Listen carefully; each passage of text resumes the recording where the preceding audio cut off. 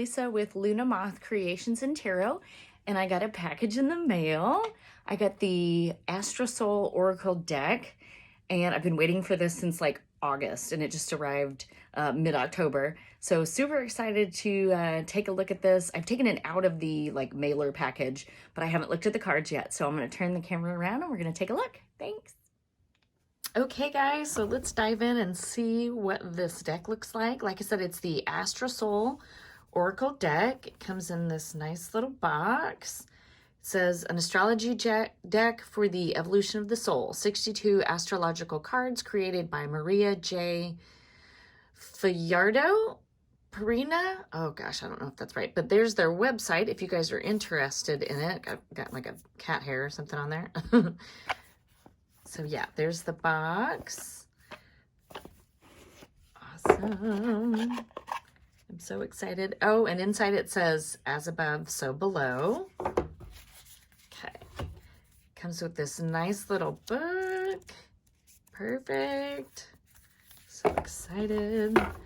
All right. Let me set some things aside here. So this is the backs of the cards. A nice little like starburst looking like. So let's see what we got. Stellium. It says reinforcement and concentration. These are nice cards too. Kazemi, in the heart. So I really don't know what these mean. I don't know if these are like asteroids or comets or stars. I guess I'll find out. I guess, yeah, we have like all kinds of stuff here. So anyways, we will figure all that out. Solar eclipse, it says embracing change, revelations, courage, determination, connection. I love the gold foil. Lunar eclipse, releasing the past, breakthrough, pushing limitations and healing. North node, destiny and challenges.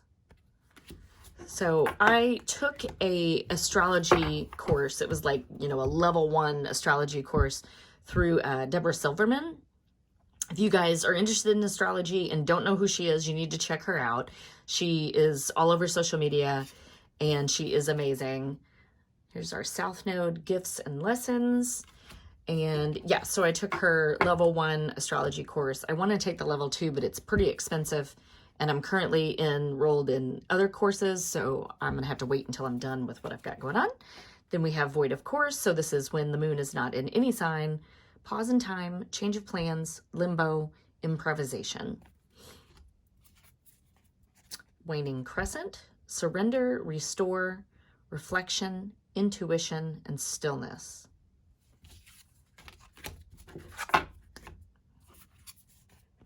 Last quarter. Transition, letting go, forgiveness, adaptation. I am extremely interested in astrology.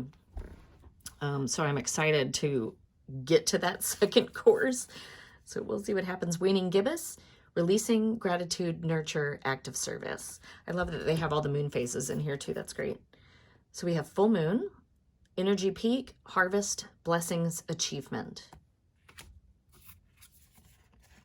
Waning gibbous, alignment, refinement, nurture, patience, evolution. First quarter, making decisions, obstacles, taking action, and momentum. I see so many ways of using these cards already. Waxing crescent, inspiration, creativity, growth, accomplishments, and learning. New moon, new beginnings, planting seeds, setting intentions, blank page. Retrograde. I think we just got out of Mercury retrograde, if I'm not mistaken. Juno, sacred union. Vesta, devotion. Pallas Athene, I'm not sure how to pronounce that. Inner wisdom. Cirrus is nurture.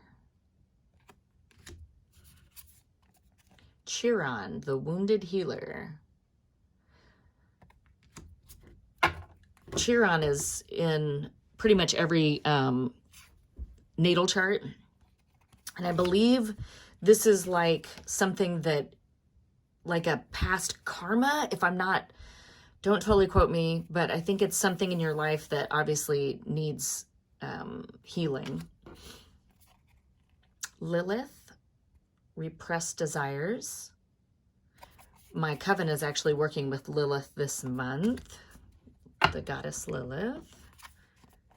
Vertex, karmic point, synastry, fated connections, and turning point. My hands are shaking. I've had like caffeine and like not a lot to eat. Opposition, complement, duality, dependence, differentiation, objectivity, oscillation, interaction. And then it says 180 because it's like 180 degrees. So that's what an opposition is. Like if two planets are in opposition. Trin, fluency, ease, talent, development, privilege, aptitude, self-comfort, temper, laziness, and intelligent. And this is if the planets form this trin, 120 degrees apart. Then we have a square, resistance, struggle, obstacles, experience, effort, learning, conflict, obsession, and problems. And again, planets making a 90-degree angle, a square with each other. Sextile, integration, cooperation, tools, skills, ingenuity, harmony, empathy.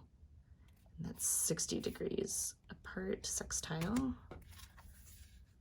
Conjunction, unity, autonomy, individuation, inner self, self-motivation, concentration, personal interests. All right, now we're going to get to the houses. So we have the seventh house, and it says, I surrender. And we've got, what is that? Is that Pisces? That should be Pisces. And then Neptune. This is the house of intuition and the unconscious. Here is where we can see transcendent experiences, hospitals, prisons, secret agendas, and hidden enemies, as well as unknown possibilities and one's weaknesses. This house is also associated with long-term confinement, seclusion, and psychic abilities. So it said that Pisces is the most psychic sign out of the 12 signs. And then Pisces is ruled by Neptune. All right, so we have the sixth house, and it is Aquarius, which is ruled by Uranus, which is what my sign is. So it says, I connect. This is the house of friendships, groups, and social activities where we are involved. It covers teams, friends, groups, society, technology, projects, and social media, as well as originality, eccentricity, I can't say it, social justice, rebellion, and humanitarianism. I'm like all those things. All right, so we got the fifth house, which would be Capricorn, which is ruled by, so we got Capricorn ruled by Saturn, and it says, I achieve. And it says the MC, so that is the, oh gosh, I'm going to forget this. Oh, I forget what that stands for. It's not the midheaven. Well, maybe we'll find out. This is the house of fulfillment and social status. Here is where we see structures, corporations, tradition, ambition, public image and fame, discipline, achievements, recognition, rules, and father figure. It is also associated with power and authority, I'm assuming that means and authority, as well as the people who exert them. So this is, my boyfriend is a Capricorn. Then we have the fourth house. Oh, no, I'm sorry. I just was reading that all freaking wrong to y'all. Oh my gosh. That's the 10th house. I don't know what I was thinking. 11th house is Aquarius. And then Pisces is the 12th house. I'm like missing stuff here. All right. Now the 9th house is Sagittarius, ruled by Jupiter. This is the house of higher and elevated thoughts, as well as expansion. It covers long distance travels, foreign languages, inspiration, optimism, publications, higher education, spirituality, philosophy, religion, ideals, morals, and ethics. And it says, I know. My middle son is a Sagittarius. Oh, I forgot to say that the Pisces, my youngest son is a Pisces. All right, now we have the 8th house, and this is Scorpio, ruled by Pluto. And it says, this is the house of life's enigmas, transformation, the hidden, sexuality, and death. Here's where we can see someone else's property and money, real estate, inheritance, and investments. We can also see our deepest unrevealed wishes, as well as fears, occultism, and esotericism. I transform. So my moon is in Scorpio. Oh, and my rising sign is Sagittarius. All right, so we have the 7th house, which is Libra, ruled by Venus. This is the house of partnerships. Here is where we can see the personal relationships that involve commitment or cooperation of some sort, marriage, spiritual union, agreements, societies, and business partnerships. And it says, I relate. And see, I don't know what this means here. Maybe this would have been in my second course had I taken it already. I basically just learned some basics. So here's the 6th house, and this is Virgo, and it is ruled by Mercury. This is the house of health and jobs. Here is where we can see the daily work-life routine and organizational ability, as well as body care, diet, and exercise. Animals and pets also belong to this house. And the phrase is, I do. Now the 5th house, which is Leo, and it is ruled by the sun. This is the house of self-expression and the pleasure of showing who we truly are. Here we see one's creativity and artistic vision, how we like to have fun, playfulness, and pleasure, games of chance, love affairs, and also children. The quote is, I create. Now we have the 4th house, which is Cancer, ruled by the moon. My eldest son is a Cancer. This is the house of origins. Here is where we see our home, bloodline, feelings of safety, comfort, mother figure, tradition, and lifestyle. It also shows where we come from. I belong. My son is this. He is such a homebody. He loves just that safety and security of home. All right, so the 3rd house is Gemini, and that is ruled by Mercury. This is the house of the mind and ideas. Here is where we see the concrete thinking, thoughts, communication, mental agility, and the capacity to relate to the most immediate and daily social environment, like siblings or neighbors. And their phrase is, I think.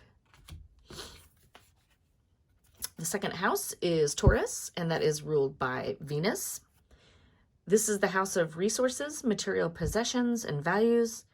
Here is where we see our belongings, wealth, and finances, as well as the pillars on which material, intellectual, and emotional security is developed. Their phrase is, I have. Then we have the 1st house, which is Aries, ruled by Mars. This is the house of the self and identity. Here is where we can see one's personality, behavior, character, physical appearance, as well as their attitude towards life. It starts with the sign known as the ascendant.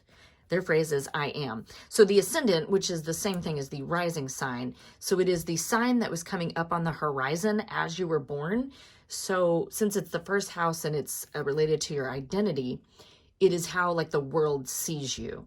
So the world, since mine is Sagittarius, would see me as like an outgoing, go-getter, very interested in traveling, learning new things, higher education, that sort of thing, because that's Sagittarius. So there's that. All right, let's see what we got next. We've got the planets. So we have Pluto. There again is that's actually Scorpio's sign, and then this is the sign for Pluto. Transformation, rebirth, renewal, obsession. And then we have the sign for Pisces again, ruled by Neptune. This is Neptune's trident. Inspiration, dreams, spirituality, and delusion. Hopefully I'm getting these in frame for y'all. Then we have Aquarius's sign, ruled by Uranus. And that is innovation, discovery, individuality, and technology. Capricorn. So Saturn subrules Aquarius. So Aquarius is ruled, its main ruler is Uranus, and before they found kind of the outer planets, Saturn was the ruler of Aquarius, but once we found the outer planets, that kind of changed, but they still call Saturn as like a sub-ruler of Aquarius, but it mainly rules over Capricorn. So we have Saturn, boundaries, limitations, delays, and responsibilities. And then we have Sagittarius, ruled by Jupiter. It is also a sub-ruler of Pisces. But again, now that we've found the outer planets, like in our modern history, Pisces is ruled by Neptune. So Jupiter, expansion, gratitude, morality, and enlightenment. And then we have Aries, ruled by Mars, and its subrules Scorpio. Mars, willpower, desire, fortitude, and rage. So Mars is kind of the planet of war. So that's why we have like kind of a little war helmet there. Because Mars is the god of war. So anyways. So now we have Venus, and it's mainly rules, actually it rules both of these. These are the primary rulers of both Taurus and Libra. And Venus is love, pleasure, values and possessions. And Venus is the goddess of love. And then we have Mercury, who double rules as well. And that is Gemini and Virgo. And Mercury is about communication, knowledge, information, and curiosity. The moon rules Cancer. That's a sign for Cancer. Emotions, instincts, receptivity, and safety. Leo, ruled by the sun. That's a really pretty sun. I love it. Self-expression, ego, creativity, and identity. Okay, and now we have the constellations. So Pisces, again, we have the sign for Pisces, ruled by Neptune in our constellation. Aquarius, there's the symbol for Aquarius, and then Uranus symbol. I actually have this tattooed on my right upper back of my shoulder. So I have the symbol for Aquarius, and then I have the symbol for air, which is a triangle with a line through it facing up, because Aquarius is an air sign, and then I have the symbol for Uranus. Then we have Capricorn, and then there's a symbol for Capricorn and Saturn. Sagittarius, we've got our Sagittarius, Jupiter. Scorpio symbol, ruled by Pluto. This is great, like for like little flashcards, you know, for if you guys are learning astrology. I know I'm gonna use this. Then we've got the symbol for Libra, ruled by Venus. Virgo, ruled by Mercury. Leo, ruled by the Sun. Cancer, ruled by the Moon. Gemini, ruled by Mercury. Oh, don't you love it? I love the constellation for this because it's like your two little people. Taurus, ruled by Venus. And I guess if I can pick it up, our last card is Aries, ruled by Mars. Okay, whoops. I am loving it. The cardstock is very nice. It's thick. And this is about the same size as, whoops, let me throw some cards. This is about the same size as just a typical like tarot deck. We're going to pick a card and see what the book says.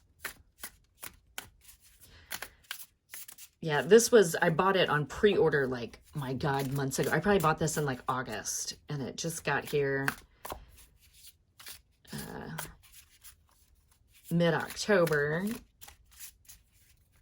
but I believe it's not on obviously it's not on pre-order anymore. So if you guys are interested, I'm going to pop the link to this below, but it is coming from England. So depending where you're at in the world. Okay. So we got Mercury. Let's see what the little book says. So let's see, it would be under planets 22. Sun and Moon, Mercury. All right, so it says ruled by Gemini and Virgo. Exaltation is Virgo. Detriment is Sagittarius and Pisces. Fall is Pisces. Keywords: communication, intelligence, rationality, logic, speech, languages, and coordination. So again, I guess it doesn't say this. It's an air sign. Mercury rules 2 air signs. Or is Virgo an air sign? I may be making that up. Gemini is an air sign. Virgo may be an earth sign. Okay, just look it up, y'all, because I'm apparently telling you wrong. Okay, the energy of Mercury signifies one's thought patterns and processes, how you express your thoughts, and the way in which you communicate with others. Therefore, Mercury acts as a translator of our senses and mental patterns of the conscious mind, through which one is able to absorb and understand our perceptions. Historically, Mercury was considered a neutral planet, which signifies the ability to both act as a messenger, but also as a mediator in between the conscious and the unconscious mind. Mercury is able to bring to light the depths of human psyche.